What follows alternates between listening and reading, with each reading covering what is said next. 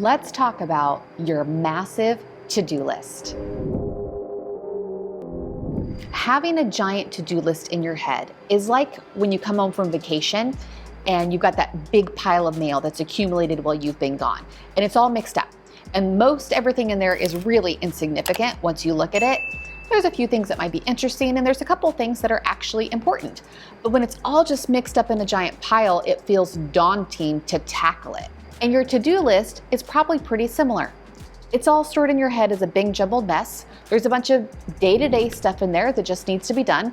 Mix that in with some overthinking, a few ideas, and a couple of things that are actually really important to drive your business forward. And you have this cluster of a mess in your head that feels overwhelming. So what do you do about it? You brain dump.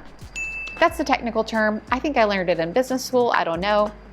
But it's the process of getting everything out of your head into something visual that you can actually see. As Jim Rohn said, your brain was not designed to be a filing cabinet. So you can't store everything in here. You've got to get it out of your head so that your brain can be freed up to do what it was created to do, solve problems, come up with creative ideas.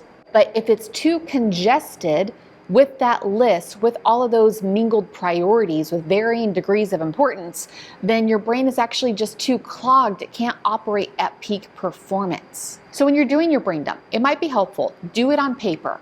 You might want to get some different colors of pens or some highlighters, or even use different sections of the paper for different categories, or maybe even post-it notes so that you can move things around and categorize them once you see it all come together.